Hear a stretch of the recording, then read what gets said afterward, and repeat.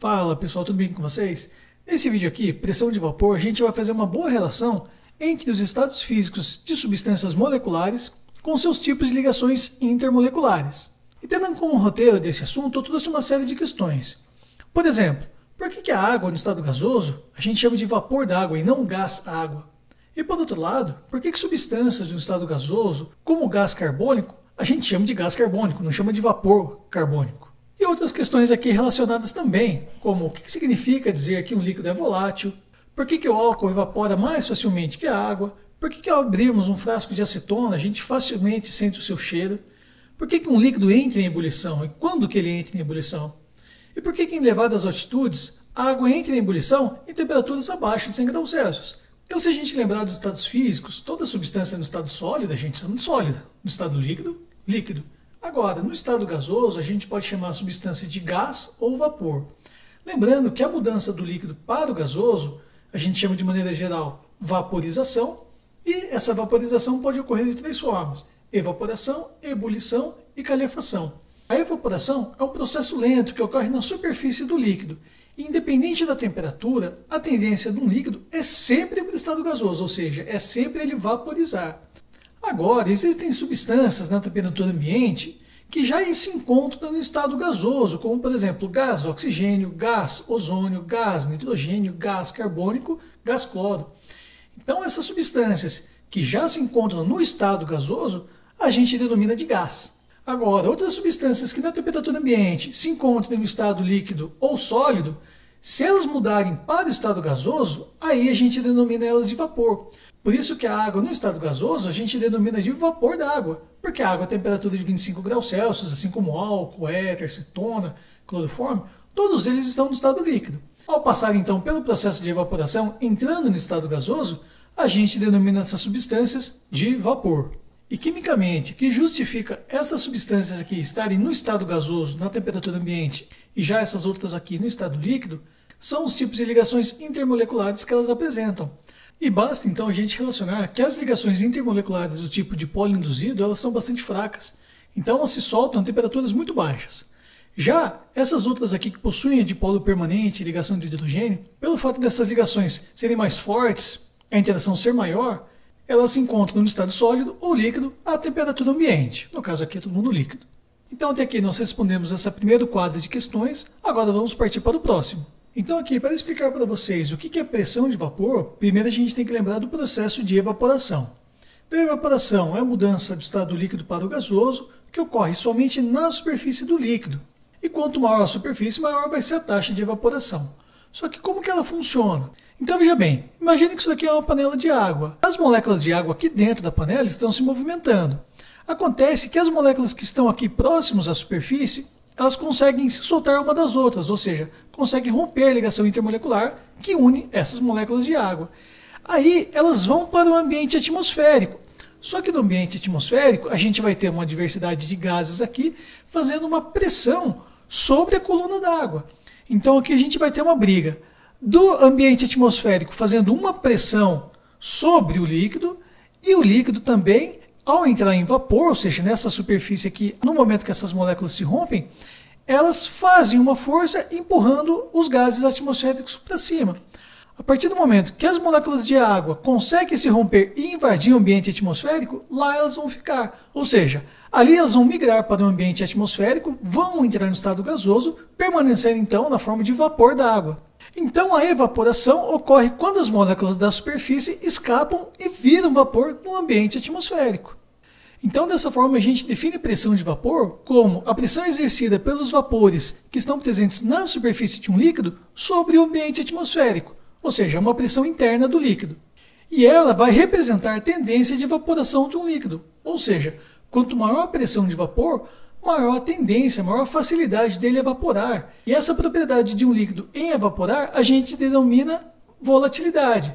Ou seja, um líquido volátil é um líquido que tende a evaporar facilmente, como por exemplo o álcool. O álcool evapora muito mais fácil que a água, por isso que ele é mais volátil que a água. Então, entrando nesse segundo bloco de questões, o que define um líquido volátil é o fato dele possuir alta pressão de vapor, ou seja, ele tem uma fácil tendência a evaporar. Então o álcool possui maior pressão de vapor que a água, assim como a acetona. Só que a acetona tem um cheiro muito forte, muito ruim, então ela é facilmente identificada também pelos nossos receptores nasais. Agora aqui uma curiosidade a respeito do álcool que a gente compra no supermercado. Existem dois tipos, o álcool 70 graus e o álcool 46 graus. O álcool 70 graus é que ele apresenta 70% de álcool e 30% de água. Já o álcool 46, ele possui 46% de álcool e 54% de água. E qual a diferença entre eles? Bom, a primeira é que esse aqui possui mais álcool no frasco que esse daqui. E aonde que a gente utiliza o álcool em casa? É para desinfecção, né? Para matar os germes, bactérias, vírus que podem estar aí presentes nos nossos materiais eletrônicos, na nossa cozinha, ou seja, eles são utilizados para a limpeza doméstica. Acontece que esse álcool 70 ele é mais perigoso para ser usado dentro de casa, pelo fato do álcool ser inflamável, então pode causar algum acidente, principalmente se tiver um adolescente, criança mexendo com isso, né? Então é por isso que foi desenvolvido e comercializado de uma forma mais recente esse álcool 46 graus. E pelo fato então dele possuir uma menor taxa de álcool no recipiente, ele é menos inflamável, então ele fica mais adequado até mesmo para a limpeza doméstica por ser menos agressivo às superfícies móveis, que a gente utiliza para a limpeza no nosso dia a dia. Só que esse álcool, né, ele é muito ruim para quem é escolhido a ser o churrasqueiro da rodada. Quando a pessoa vai acender o carvão e utilizar esse álcool aqui é um baita de um problema.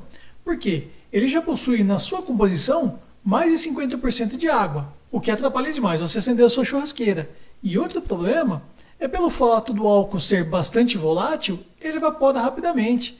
Então se você coloca esse álcool aqui no carvão e demora para riscar o fósforo, vai virar tudo água e você nunca vai conseguir acender a sua churrasqueira. E não sei se tem alguém aqui que é das antigas e assistiu o Chapolin. Tem um episódio lá que se chama Extrato de Energia Volátil, né? No qual você tem o Kiko, que é um cientista, e ele cria uma substância que dá vida aos móveis, e eles começam tudo a voar no episódio. Bom, aqui não tem nada a ver esse nome, né? Apenas um termo inventado, porque o volátil não se aplica aqui nessa situação. O volátil apenas está relacionado a um líquido que tem a facilidade de evaporar, nada a ver com energia aqui. E para a gente encerrar o nosso vídeo então, existem dois fatores que influenciam a pressão de vapor de um líquido. O primeiro aqui é um fator interno, que é a própria força intermolecular, ou seja, as ligações intermoleculares que mantêm as moléculas unidas. E a gente relaciona isso daí facilmente com a temperatura de ebulição das substâncias. Então a questão é a seguinte, quanto maior a interação molecular, mais difícil vai ser um líquido entrar em ebulição, ou seja, maior vai ser a sua temperatura de ebulição. Então quanto maior a interação molecular, menor vai ser a pressão de vapor de um líquido. Então se a gente pegar três substâncias aqui, água, etanol e clorofórmio, vendo que a temperatura de ebulição da água é 100 graus Celsius, etanol 78 e clorofórmio 61, então se a gente colocar essa tabela numa linha aqui, clorofórmio como menor força intermolecular e água quanto maior força intermolecular, a água vai ter maior interação molecular, ou seja, maior temperatura de ebulição. Quanto maior a interação, menor vai ser a sua volatilidade, menor pressão de vapor. Já o clorofórmio, menor interação molecular, vai ser mais fácil ele evaporar, ou seja, mais volátil ele é, possui então maior pressão de vapor. Então, duas coisas importantes. A primeira é que eu quero que vocês anotem isso daí no caderno. E a outra, quem não for inscrito, se inscreve no canal, clica no gostei e deixa alguma coisa nos comentários para o YouTube ajudar na distribuição desse vídeo. E agora, um outro fator que afeta a pressão de vapor é um fator externo, que é a temperatura. Acontece, gente, que a pressão de vapor ela não é constante, tá? Ela é fortemente influenciada pela temperatura. E a interação se dá da seguinte forma. Quanto maior a temperatura de um líquido, maior vai ser o estado de agitação das moléculas. Ou seja, maior vai ser a mobilidade das moléculas dentro do líquido. E quanto maior a velocidade, mais fácil que elas rompam as ligações intermoleculares e migrem para o ambiente atmosférico. Então, quanto maior a temperatura, maior vai ser a pressão de vapor de um líquido. E a ebulição, então, que é aquela mudança de estado líquido para o gasoso, ela é definida quando a pressão de vapor de um líquido atinge a pressão atmosférica. Ou seja, as pressões vão ser iguais, então o líquido consegue migrar para o ambiente atmosférico. Já na situação de evaporação, a pressão de vapor vai ser sempre menor que a pressão atmosférica. E agora então a gente chegou ao último slide do vídeo, no qual a gente vai fazer uma relação com a temperatura de ebulição e a altitude. Bom, a gente sabe que a temperatura de ebulição da água é 100 graus Celsius. Só que essa temperatura de ebulição, gente, é sempre ao nível do mar, que é a superfície mais baixa do planeta. Nessa região, ela é suscetível à maior pressão atmosférica que existe no planeta. Quando você sobe numa montanha, quanto mais alto você for, menor vai ser a quantidade de gases acima de você, ou seja, menor vai ser a pressão atmosférica. Então, se você reduz a pressão atmosférica, você facilita com que o líquido entre em ebulição. É por isso, então, que a água entra em ebulição em temperaturas menores que 100 graus Celsius em elevadas altitudes. É isso aí, falou!